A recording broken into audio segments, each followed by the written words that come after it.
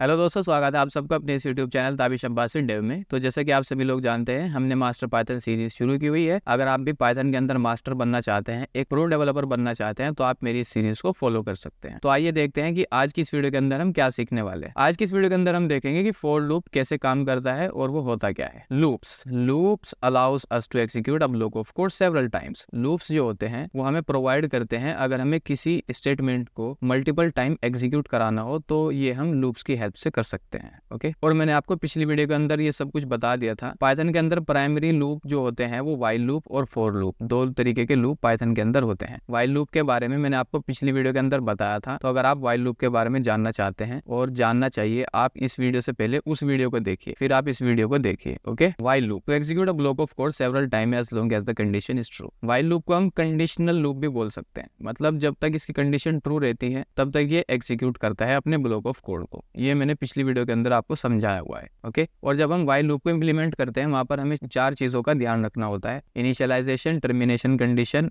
Block of code और updation. और हमने पिछली वीडियो के अंदर ये कोड भी लिखा था और देखा था कि हम एक सेम कोड को, सेम स्टेटमेंट को व्हाइल लूप के जरिए से बार बार सेवरल टाइम्स किस तरीके से एग्जीक्यूट करा सकते हैं। ओके, और मैंने आपको डेली चैलेंज भी दिया था। उसके अंदर मैंने आपको कहा था कि आप आइडेंटिफाई करिए मिस्टेक को और कमेंट सेक्शन के अंदर आप अपना कोड, जो सही कोड है, उसको पेस्ट कीजिए। तो मैं आपको सबसे पहले इसके अंदर मिस्टेक बताता हूँ। इसको कोड को हम सबसे पहले सही करते हैं। a=2 यूजर से हमें इनपुट लेना पड़ेगा, इनपुट, और मैं यहाँ पर इसकी लेंथ पता लगाता हूँ। Len of a=2 len of a, ये है ना स्लाइड के अंदर, हाँ, लेन ऑफ a। अब मैं काउंटर को डिफाइन करूंगा, काउंटर इक्वल्स टू 0 वाइल जब तक मेरा काउंटर छोटा है लेन ऑफ a से -1 हम यहाँ पर करेंगे और कोलन लगाएंगे और प्रिंट करूंगा मैं a को, और यहाँ पर मैं लिखूंगा काउंटर। और अब मुझे अपडेशन वाला हिस्सा भी इसका करना पड़ेगा, काउंटर इक्वल्स टू काउंटर +1, वरना ये इन्फिनिट लूप में चला जाएगा। ओके, अब मैं इस कोड को रन करता हूँ। मैं इसे पाइथन दे रहा हूँ, तो आप देख सकते हैं इसने pytho इसने सिर्फ इतना प्रिंट किया और n इसने प्रिंट नहीं किया, जो कि इसका लास्ट कैरेक्टर था। इसने ऐसा क्यों किया? सबसे पहले इसने क्या किया, काउंटर लेस देन जब तक है लेन ऑफ a, मैंने इसे पाइथन दिया था, इसकी टोटल लेंथ कितनी बनी 6, तो यहाँ पर 6 -1 which is equals to 5, counter मेरा 0 है, तो 0 लेस देन 5 ये एग्जीक्यूट हो जाएगा। ये इसके अंदर जो स्ट्रिंग है उसका इस इंडेक्स को लेकर आएगा, 0th इंडेक्स को, क्योंकि काउंटर 0 है तो उसके 0th इंडेक्स को लेकर आएगा, प्रिंट कर देगा, काउंटर को बढ़ा देगा। इसका मतलब यहाँ पर हुआ क्या, जब काउंटर की वैल्यू 0 थी तब मेरा लूप इटरेट हुआ। ओके, जब वैल्यू 1 होगी, 1 लेस देन 5 जब भी इटरेट होगा, 2 होगी तब भी इटरेट होगा, 3 होगी जब भी इटरेट होगा, 4 होगी जब भी इटरेट होगा, 5 जैसे ही होगी, 5 लेस देन 5 यहाँ पर कंडीशन फॉल्स हो जाएगी, मेरा लूप बंद हो जाएगा, मतलब एग्जीक्यूट नहीं होगा। 1 2 3 4 5 6, अब यहाँ पर होगा क्या, आप देखो, 0 1 2 3 4, मतलब 0 पर एग्जीक्यूट होगा, 1 पर होगा, और यहाँ पर 2 पर होगा, 3 पर होगा, 4 पर होगा और 5 पर होगा। मतलब अगर मैं इसके इंडेक्सिंग कैरेक्टर देखूं, P0 Y1 T2 H3 4 ये होगा, मैंने इसे यहाँ पर 6 दिया ना, तो यहाँ पर जब मेरी ये 5 कंडीशन होगी तो इसके अंदर क्या होगा, 5 लेस देन 5, तो यहाँ पर मेरा ये कंडीशन फॉल्स हो जाएगी, तो ये 5 पर नहीं चलेगा। ओके, तो ये मेरा 4 तक चलेगा। ठीक है, तो ये मेरा इस वजह से लास्ट इंडेक्स रह जाएगा। सीधी सी बात है, अगर मैं इसको यहाँ से हटा दूं तो ये अब मतलब 6 टाइम्स चलेगा, और 6 ही मेरे कैरेक्टर हैं, तो हर बार एक नया कैरेक्टर एक्सेस होगा और प्रिंट हो जाएगा। तो सिंपल, अब मैंने इसे यहाँ से हटा दिया, मैं इसे दोबारा रन करता हूँ, तो देखो मैंने इसे पाइथन दिया और इसने Python as it is print कर दिया, और इसने अब की बार n भी प्रिंट किया। इसमें मिस्टेक ये थी कि ये एक इटरेशन कम चल रहा था और हमने उसे हटा दिया, तो अब ये एक इटरेशन फालतू चलेगा।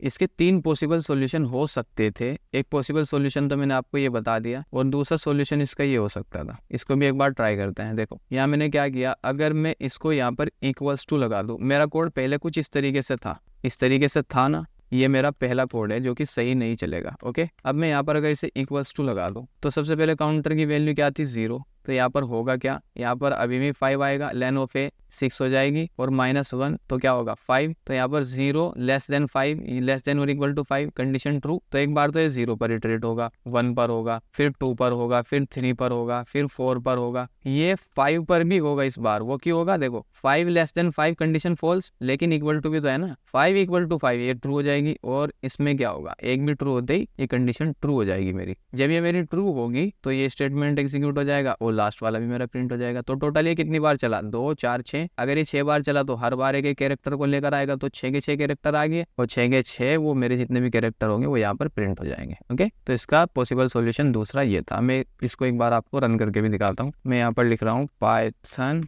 देखो इसने बिल्कुल सही प्रिंट कर दिया। इसका तीसरा पॉसिबल सॉल्यूशन ये हो सकता है काउंटर -1 अगर मैं यहाँ पर कर दूं, यहाँ पर मुझे काउंटर +1 करना पड़ेगा। ओके, इसको भी एक बार ट्राई करते हैं। यहाँ पर अगर मैं -1 कर दूं, यहाँ पर मुझे +1 करना पड़ेगा। अब मैं इसको एक बार रन करता हूँ, देखो इसमें क्या होगा। ये बोल रहा है कि काउंटर +1, हाँ मुझे यहाँ पर इसका ये इक्वल टू हटाना पड़ेगा। अब मैं इसे रन करता हूँ पाइथन, देखो इसने बिल्कुल सही प्रिंट कर दिया। अब इसका फ्लो कैसा हो रहा है मैं आपको बताता हूँ। काउंटर -1 है तो यहाँ पर -1, लेन कितनी है 6 है, 6 -1 कितना हो गया 5, तो -1 लेस देन 5 कंडीशन ट्रू हो गई, स्टेटमेंट एग्जीक्यूट हो जाएगा। ओके, तो एक बार तो ये -1 पे चलेगा, फिर जब इसके अंदर इंक्रीमेंट होगा तो ये 1 हो जाएगा, ये 1 पर चलेगा, फिर 2 पर चलेगा, फिर 3 पर चलेगा। सॉरी, जब ये इसके अंदर इंक्रीमेंट 1 होगा तो ये 0 हो जाएगा, तो -1 पर चलेगा, 0 पर चलेगा, 1 पर चलेगा, 2 पर चलेगा, फिर 3 पर चलेगा। ओके, ये मेरा काउंटर पहले क्या था -1, फिर -1 हुआ, 0 हुआ, 1 हुआ, 2 हुआ, 3 हुआ, अब ये 4 होगा। ओके, जैसे ही 5 होगा तो मेरी कंडीशन फॉल्स हो जाएगी। 5 काउंटर की वैल्यू 5 होते ही ये मेरी कंडीशन फॉल्स हो जाएगी और ये एग्जीक्यूट नहीं होगा। तो -1 0 1 2 3 4, तो ये कितनी बार एग्जीक्यूट हो गया 1 2 3 4 5 6। ओके, 2 4 6, ये 6 बार एग्जीक्यूट हो गया। और जब ये 6 बार चला, 6 बार ये एग्जीक्यूट हुआ तो हर बार नए कैरेक्टर को लेकर आएगा, तो हर बार नया कैरेक्टर प्रिंट हो जाएगा और टोटल स्ट्रिंग मेरी प्रिंट कर दी जाएगी, आप देख सकते हैं।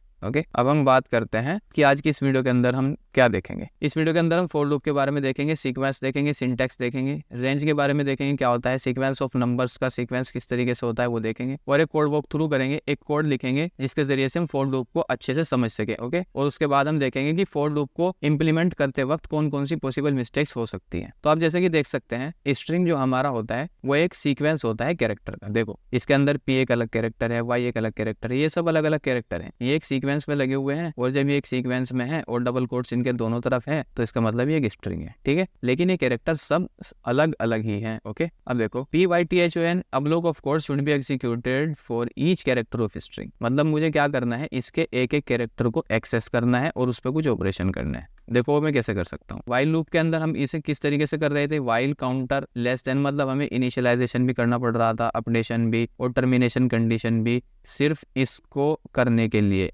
इसके एक एक कैरेक्टर को एक्सेस करने के लिए। अब ये बोल रहा है क्या हम इसे सिंपलीफाई कर सकते हैं, इसे सिंपल बना सकते हैं, तो हाँ हम इसे सिंपल बना सकते हैं फॉर लूप के जरिए से। देखो फॉर लूप काम क्या करता है, for statement iterates over each item of a sequence. ये एक सीक्वेंस हम इसे यहाँ पर देंगे, ये इसका सिंटैक्स है। फॉर लिखेंगे सबसे पहले, ईच आइटम की जगह हम अपने वेरिएबल का कुछ भी नाम लिख सकते हैं, इन हमें लिखना पड़ेगा, और जो हमारा सीक्वेंस है वो हमें यहाँ पर देना पड़ेगा। सीक्वेंस हमारा कुछ भी हो सकता है, स्ट्रिंग भी हो सकता है, लिस्ट भी हो सकता है, टपल भी हो सकता है, मतलब जिस पर हम इटरेट कर सकते हैं वो सीक्वेंस हमारा यहाँ पर दिया जाएगा। ओके, ये लिस्ट टपल जो होता है इसके बारे में आप अभी ध्यान मत दीजिए, इसको हम आने वाली वीडियोस के अंदर समझेंगे। ये पाइथन के डेटा स्ट्रक्चर होते हैं। ओके, देखो इसके अंदर क्या होगा, ये सिंटैक्स है, ये इसका ब्लॉक ऑफ कोड बनेगा।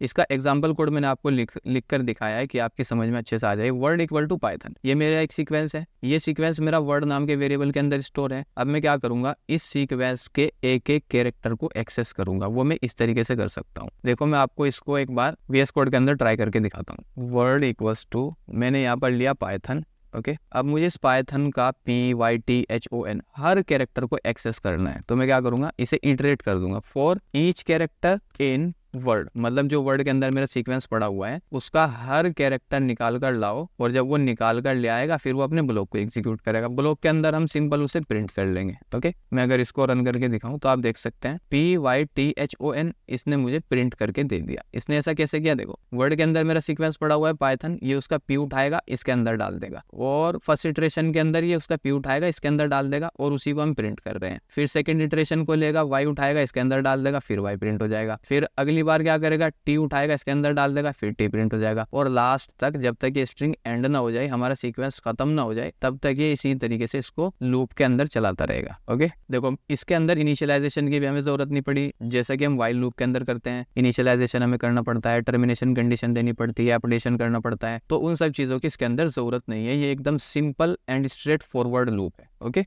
देखो इसका मतलब जो फ्लो हो रहा है वो मैंने आपको स्लाइड के अंदर भी दिखाया है। वर्ड के अंदर पाइथन आया, इंटरप्रेटर सबसे पहले इसके पास आएगा, इसको रीड करेगा, फिर लूप के पास आएगा, ईच कैरेक्टर नाम का ये देखो बॉक्स बना, एक वेरिएबल बना, उसके अंदर फिलहाल क्या है, पी है, क्योंकि इस वर्ड का पहला कैरेक्टर पी है, तो यहाँ पर ये पी लेकर आएगा, फिर अपने ब्लॉक के अंदर जाएगा और उसे प्रिंट, जो भी स्टेटमेंट यहाँ पर लिखे होंगे उन्हें एग्जीक्यूट कर देगा। फिलहाल यहाँ पर प्रिंट लिखा हुआ है, इसे ईच केयर के अंदर क्या था, पी था, तो हमने ईच केयर को ही प्रिंट कर दिया। ओके, तो हमारा पी प्रिंट हो चुका, और फिर से वापस जाएगा क्योंकि इसके अंदर अभी और भी कैरेक्टर है। अब उसके सेकंड कैरेक्टर को पॉइंट करेगा, ईच कैरेक्टर के अंदर डाल देगा, और सिंपल जब इसके अंदर डाल देगा अपने ब्लॉक को एग्जीक्यूट करने के लिए आएगा, और जब इसे एग्जीक्यूट करेगा इसके अंदर जो भी होगा उसे एग्जीक्यूट कर देगा। फिलहाल हम इसको इसी कैरेक्टर को प्रिंट कर रहे हैं, तो ये इसके बाद वाई प्रिंट हो गया, और इसी तरीके से ये एंड तक जाएगा जब तक ये सीक्वेंस खत्म ना हो जाए। ओके, देखो ये इसी तरह चलता जाएगा, और जब हमारा ये सीक्वेंस एन पर पहुंचा, एन इसके अंदर आ गया लास्ट, और लास्ट को इसने प्रिंट किया। अब देखो कंपाइलर इंटरप्रेटर अब इससे लूप से बाहर आ जाएगा। तो इस तरीके से ये काम करता है। अब तक हमने स्ट्रिंग का मतलब कैरेक्टर का सीक्वेंस तो देख लिया किस तरीके से होता है। स्ट्रिंग हमारा कैरेक्टर का सीक्वेंस होता है। क्या हम इंटीजर का सीक्वेंस भी बना सकते हैं? हाँ, हम इंटीजर का सीक्वेंस भी बना सकते हैं। वो कैसे बना सकते हैं? एक मेथड होता है हमारे पास रेंज, इसके अंदर हम जो भी n पास करेंगे वो इंक्लूड नहीं होगा, बाय डिफॉल्ट 0 से लेकर n-1 तक एक सीक्वेंस बना दिया जाएगा। अब ये मैंने क्या बोल दिया ये आपको मैं अभी समझाता हूँ। देखो, रेंज लिखेंगे और उसके अंदर अगर मुझे 0 से 5 तक का बनाना होगा तो मैं यहाँ पर सिंपल 5 लिखूंगा, तो वो 0 से 4 तक बनेगा। मैंने आपको क्या बताया, n-1 तक चलेगा। अगर 5 मेरा n है तो n-1 which is 5-1 which is equals to 4, तो मेरा 0 से 4 तक ही चलेगा। ओके, अब हमने ये सीक्वेंस तो बना लिया। अब हम इस सीक्वेंस पर क्या इटरेट कर सकते हैं, इसको एक बार चेक करते हैं। मैं यहाँ पर लिखूंगा फॉर आई, या मैं लिखूंगा, मैं यहाँ पर कुछ भी नाम ले सकता हूँ। इस वेरिएबल का मैं ईच नंबर भी नाम ले सकता हूँ, आई भी ले सकता हूँ, ये मेरे ऊपर डिपेंड करता है। तो मैं लिखूंगा ईच नंबर इन, मैं एक सीक्वेंस बना होगा नंबर का, वो इस तरीके से बनेगा। मैंने अगर यहाँ पर 5 दिया तो मेरा 0 से लेकर 4 तक एक सीक्वेंस बनना चाहिए, और मैं ईच नंबर को प्रिंट करूंगा। ओके, अब मैं आपको इसे रन करके दिखाता हूँ। तो देखो इसने क्या किया, 0 1 2 3 4, इसने 0 से लेकर 4 तक प्रिंट कर दिया। ओके, मैंने आपको बताया था n-1 तक ये करता है। अब देखो इसका फ्लो समझो क्या हुआ। 0 से लेकर 4 तक इसके अंदर सीक्वेंस है, तो उसके अंदर सबसे पहला क्या है, 0 को इसके अंदर लाएगा और फिर अपने ब्लॉक को एग्जीक्यूट करने के लिए आएगा। हमने यहाँ पर स्टेटमेंट लिख दिया कि भाई जो इसके अंदर तुम्हारा है उसे ही प्रिंट कर दो। तो इस तरीके से लास्ट तक जाएगा और इन सबको प्रिंट करता चला जाएगा। ओके, अब हम एक प्रोग्राम लिखने वाले हैं। प्रोग्राम कुछ इस तरीके से है, write a program to print right angle triangular pattern where integer n is given as input. User से एक इनपुट लेना है और इस तरीके का आउटपुट उसे देना है। मतलब अगर उसने 4 इनपुट दिया तो 1 2 3 4 रोज के अंदर हमें स्टार प्रिंट करने हैं। फर्स्ट रो के अंदर 1, सेकंड के अंदर 2, थर्ड के अंदर 3 और 4 के अंदर 4। 3 अगर हैं तो इस तरीके का आउटपुट उसका होगा। ओके, 5 अगर हैं तो 1 2 3 4 5 रोज हमें प्रिंट करनी है और स्टार प्रिंट करना है और उसके बाद एक स्पेस प्रिंट करना है। ओके, तो इसको एक बार लिखते हैं कि ये कैसे हो सकता है। सबसे पहले हम क्या करेंगे, यूजर से एक इनपुट लेंगे, n equals to integer of input. Okay, input लिया, साथ ही साथ इंटीजर के अंदर टाइप कास्ट किया, n के अंदर उसे स्टोर कर लिया। अब उसके बाद हम एक लूप चलाएंगे, for each number in, sequence हमें बनाना पड़ेगा, रेंज 0 से लेकर, बाय डिफॉल्ट वो 0 से लेगा तो हम एंडिंग इंडेक्स एंड उसको यहाँ पर प्रोवाइड कर देंगे n, जो कि हमारा होगा। अब अगर मैं इसे प्रिंट करूं ईच नंबर, यहाँ पर देखो क्या होगा, मैं इसे दे रहा हूँ 4, तो आप देख सकते हैं 0 1 2 3 यहाँ से रीड हुआ, ये n मैंने जू का तू यहाँ से उठाया और यहाँ पर पेस्ट कर दिया। अब इसके अंदर क्या होगा, मैंने इसे 4 दिया तो 0 से लेकर 3 तक एक सीक्वेंस बन गया। तो यहाँ पर होगा क्या, 0 1 2 3 तक वो जाएगा। टोटल ये हुए कितने, 4, 0 1 2 3। अगर मैं इन्हें देखूं तो 1 2 3 4 ये बनते हैं मेरे 4। अब 0 1 2 3, क्या मैं कुछ ऐसे कर सकता हूँ, मुझे स्टार प्रिंट करने हैं, स्टार और स्पेस मुझे ये प्रिंट करना है। मैं इसकी मल्टीप्लाई कर दूं ईच नंबर +1 से, या मैं यहाँ पर ईच नंबर ना लेकर के मैं यहाँ पर काउंटर लेता हूँ। ओके, स्टार और स्पेस, हर बार क्या होगा, मेरा सीक्वेंस जनरेट हो गया 0 से 3 तक का, तो 0 इसके अंदर आएगा। यहाँ पर स्ट्रिंग रिपीटेशन वाला कॉन्सेप्ट में यूज कर सकता हूँ। इसको मैं मल्टीप्लाई कर दूंगा काउंटर +1 से। फिलहाल क्या आया था, 0 आया था, तो 0 + 1 क्या हुआ, 1 हुआ। तो फर्स्ट इटरेशन में जब इसके अंदर 0 होगा, 0 + 1 1 हो जाएगा और ये स्टार मेरा एक बार प्रिंट हो जाएगा। ओके, फिर नेक्स्ट इटरेशन में क्या होगा, यहाँ पर मेरा 0 था, नेक्स्ट इटरेशन में मेरा 1 हो जाएगा, तो यहाँ पर आएगा 1 और +1, यहाँ पर क्या होगा 2 होगा। तो जब यहाँ पर 2 होगा स्टार की, इस स्ट्रिंग की मल्टीप्लिकेशन में इससे करूंगा तो मेरे 2 स्टार प्रिंट हो जाएंगे। मतलब जितनी बार भी ये लूप चलेगा उतने ही स्टार मुझे हर बार प्रिंट कर रहे हैं। ओके, तो अब अगर मैं इसे रन करूं, मैं इसे दे रहा हूं 4, तो आप देख सकते हैं इसने बिल्कुल अच्छे से इसे प्रिंट कर दिया और मैंने आपको इसका फ्लो भी समझा दिया है। ओके, स्लाइड पे चलते हैं। अब ये बोल रहा है instead of starting from 0 can we specify start index of range function. अब ये बोल रहा है कि भाई अगर मेरा ये यहाँ पर 1 से ही स्टार्ट हो जाए तो मुझे इस कॉम्प्लेक्सिटी की जरूरत नहीं रहेगी। तो मैं सिंपल क्या करूंगा, यहाँ पर काउंटर कर दूंगा। अगर इसके अंदर सबसे पहले मेरा 1 आएगा तो स्टार की मैं मल्टीप्लीकेशन कर दूंगा 1 से, तो सिंपल 1 प्रिंट हो जाएगा, फिर 2 आएगा, फिर 3 आएगा। इस तरीके से मैं इसे करता रहूंगा। लेकिन बाय डिफॉल्ट ये तो 0 से स्टार्ट होता है, तो यहाँ पर तो 0 आना पक्का है। तो ये बोल रहा है कि हम स्टार्टिंग रेंज भी उसकी बता सकते हैं कि भाई यहाँ से स्टार्ट करना है। अगर मैं यहाँ पर इसे बोलूँ कि भाई 1 से स्टार्ट करो और n तक जाओ, n तक तो जाएगा नहीं, ये n-1 तक जाएगा, तो मुझे इसे n तक पहुंचाने के लिए n+1 करना पड़ेगा। तो अब अगर मैं इसे रन करूं तो ये क्या करेगा, देखो मैं इसे दे रहा हूँ 4, तो इसने मेरा ये प्रिंट कर दिया। ओके, अब मैंने इसे बोला कि भाई 1 से स्टार्ट करो, 1 से मेरा सीक्वेंस बनाओ और n+1 मतलब n तक जाओ। बाय डिफॉल्ट n-1 तक जाता है ना, n तक पहुंचाने के लिए n+1 हमने यहाँ पर किया, तो 1 से n तक ये जाएगा। मतलब इसने अगर 4 दिया तो 1 2 3 4 ये हमें करना था, तो इसके अंदर सिंपल 1 2 3 4 आ जाएगा, हर बार हर इटरेशन में बदलेगा। तो यहाँ पर 1 2 3 4 उसकी मल्टीप्लाई इसके साथ होती रहेगी और ये हमारा सक्सेसफुली प्रिंट हो जाएगा। ओके, देखो मैंने यहाँ पर स्लाइड में बताया भी हुआ है सीक्वेंस का स्टार्ट कहाँ से होना चाहिए, वो आप यहाँ पर दे सकते हैं, और एंडिंग आप यहाँ पर दे सकते हैं। एंडिंग इंक्लूड नहीं होगी, एंडिंग अगर आपने 5 दिया तो 4 तक इंक्लूड होगी, 10 दिया तो 9 तक, मतलब n-1 तक होगी। ओके, देखो अगर मैंने यहाँ पर रेंज लिखा 5 से 10 तक एक सीक्वेंस जनरेट करो, तो ये 5 से 9 तक जनरेट करेगा। ओके, अब हम इसको इटरेट भी करके देख सकते हैं। 5 to 8 इसने बताया, तो 5 से 7 तक का एक सीक्वेंस बनाएगा और उसके हर कैरेक्टर को, हर नंबर को इसके अंदर लाएगा और प्रिंट करता रहेगा। ओके, इसको भी एक बार देखते हैं। अगर मैं यहाँ पर लिखूँ 4 i in रेंज 5 से लेकर 8 तक, मतलब 5 से 7 तक, और प्रिंट करो i को, मैं इसे रन करता हूँ। देखो इसने 5 6 7 सक्सेसफुली प्रिंट कर दिया है। ये सेम कोड मैंने आपको पीछे समझा दिया कि अगर मैं इसको यहाँ से स्टार्ट करूँ तो कुछ इस तरीके से मुझे इसको करना पड़ेगा और इसकी कॉम्प्लेक्सिटी हट जाएगी। अब इसके अंदर पॉसिबल मिस्टेक क्या हो सकती है, देखो यहाँ पर n+1 ना करे कोई, तो ये एक पॉसिबल मिस्टेक हो सकती है। देखो अगर मैं एक n = end of input of, ये मेरा कोड था 4 i in रेंज मैंने बना दी 1 से लेकर n तक, मैंने इसे किया प्रिंट करो, इसे प्रिंट करो इनटू i तक। अब अगर मैं इसे रन करूं, मैंने इसे यहाँ पर 4 दिया, देखो मैंने इसे 4 दिया लेकिन रो कितनी प्रिंट हुई, 3 प्रिंट हुई, मतलब ये 1 से स्टार्ट हुआ n-1 तक गया। मैंने इसे 4 दिया तो ये 3 तक गया, 1 2 3। ओके, लूप जो है वो टोटल 3 बार चला, 3 बार चला तो उसने 3 रो प्रिंट करी। अगर मैं इसको एक बार और चला दूं तो ये 4 बार चलेगा और मेरी 4 रो प्रिंट कर देगा। ओके, तो इस तरीके की पॉसिबल मिस्टेक यहाँ पर हो सकती है। आज की इस वीडियो के अंदर हमने क्या सीखा, सीक्वेंस के बारे में देखा कि सीक्वेंस कैसे होते हैं। फॉर लूप के बारे में हमने देखा, इटरेटिंग ओवर सीक्वेंस की फॉर लूप को अगर किसी सीक्वेंस पर इटरेट करना हो हम कैसे कर सकते हैं। रेंज मेथड के बारे में हमने देखा, सीक्वेंस ऑफ नंबर, अगर हमें नंबर का सीक्वेंस बनाना हो तो हम रेंज मेथड से बना सकते हैं। फिर हमने देखा, एक कोड वॉक थ्रू किया और हमने उससे समझा कि फॉर लूप अच्छे से काम कैसे करता है, उसके अंदर उसको इम्प्लीमेंट करते वक्त क्या क्या मिस्टेक्स उसके अंदर हो सकती हैं। ओके,